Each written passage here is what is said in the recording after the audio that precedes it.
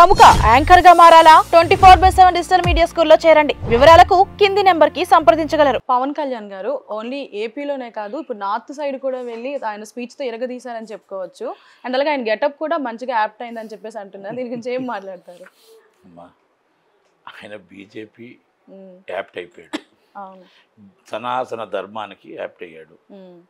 ఆయన ఎట్టి పరిస్థితుల్లో బీజేపీ వాళ్ళు ముఖ్యమంత్రి, ఎప్పుడైనా బీజేపీ వాళ్ళు ముఖ్యమంత్రి, సెంట్రల్ మినిస్టర్ అవుతాడా, బీజేపీ వాళ్ళు ముఖ్యమంత్రి అవుతారా, ఏమవుతారా, is one of these party బాగా దగ్గరగా లీడర్ అది చెప్పుకోవచ్చు, దాంట్లో నో డౌట్. మహారాష్ట్రలో కూడా కీలకంగా ఈయన అయ్యాడు. ఈ నియోజకవర్గాలన్నీ కూడా సీట్లు బీజేపీకి రావడానికి అవకాశం ఉన్నట్టు అంచనాలు ఉన్నాయి. ఓకే, కానీ ఏది ఏమైనా ఒకవేళ మహారాష్ట్రలో కానీ వీళ్ళ గవర్నమెంట్ వస్తే, బీజేపీ గవర్నమెంట్ వస్తే దానికి కీలకం పవన్ కళ్యాణ్ గారు అవుతారు. ఎందుకంటే 35 నియోజకవర్గాలు ఈయనే కీలకం అవుతాడు ఒకవేళ వస్తే. ఒకవేళ రేవంత్ రెడ్డి గారు స్పీచ్ విని వస్తే ఆయన కీలకం అవుతాడు.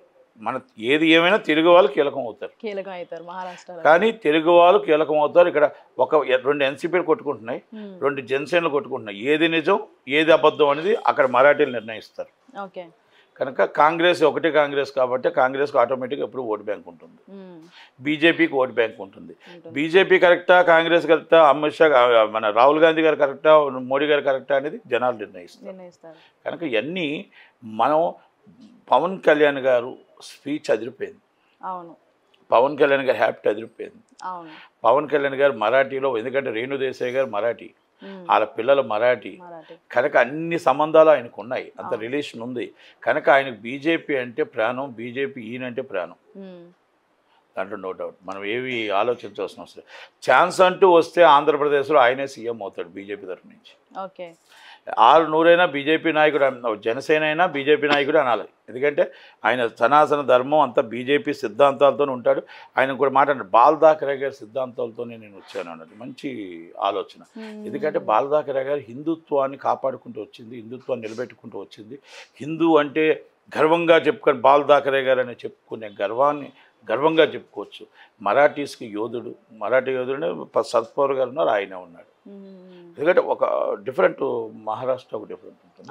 కనుక పవన్ కళ్యాణ్ గారు చాలా మంచి స్పీచ్ ఇచ్చాడు, అన్ని దగ్గర చూశాను, అంత బాగుంది. కనుక ఆయన ఇప్పుడు దేశం అంతా వాడుకుంటారు, నెక్స్ట్ బీహార్లో వాడుకుంటారు, రేపు ఎలక్షన్స్లో ఉత్తరప్రదేశ్లో వాడుకుంటారు, అన్ని ఎలక్షన్స్లో వాడుకుంటారు.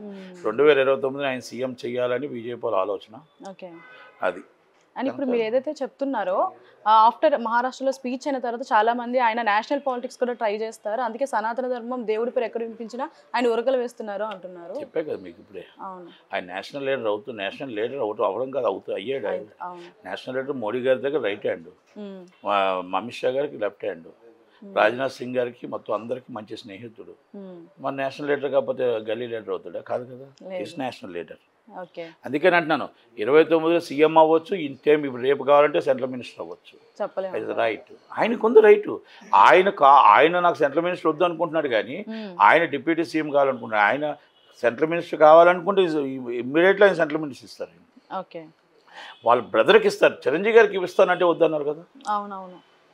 చిరంజీవి రాజకీయాలకు వద్దన్నారు, కానీ ఆయన వద్దన్నాడు కదా. అంటే చెప్తున్నా, అంటే నిబద్ధత, ప్రజల్లో ఒక అభిప్రాయం ఏంటంటే పోస్టే కాదు, పదవి కాదు, మనకి ప్రజలకు మనం ఏం చెయ్యాలి అనుకోవడానికి. మీకు మన ఉదాహరణగా ఆయన మాట్లాడిన మాటలు సోషల్ మీడియా మీద, గవర్నమెంట్ మీద మాట్లాడాడు. ఎందుకంటే ఇది కరెక్ట్ కాదు, మీరు అనిత గట్టిగా చర్య తీసుకోండి ప్లీజ్. ల్యాండ్ ఆర్డర్ మనం ల్యాండ్ ఆర్డర్ అనేది ఇంపార్టెంట్, గవర్నమెంట్కి చాలా ఇంపార్టెంట్, అర్థం చేసుకోండి అని మాట్లాడాడు. అంటే లాను కూడా ఇంటర్నల్గా మాట్లాడవచ్చు, పబ్లిక్ కోసం, పబ్లిక్ వచ్చిన దాన్ని చెప్పడం కోసం మాట్లాడాడు ఆయన. అంతే, ఆయనకి ఏదో, లేకపోతే చంద్రబాబు నాయుడు గారికి ఫోన్ చేసి చెప్పలేడా? చంద్రబాబు నాయుడు గారు ఫోన్ చేసి చెప్తే ఆయన పర్సనల్ అవుతుంది, పబ్లిక్ చెప్తే ప్రజల కోసం అవుతుంది. అందుకే ప్రజల కోసం నేను గెలువెత్తుతుందని చెప్పేసి బయట మాట్లాడాడు. అదే పవన్ కళ్యాణ్ గారు చంద్రబాబు నాయుడుతో మాట్లాడితే ఆయన పర్సనల్ ఇష్యూ అవుతుంది.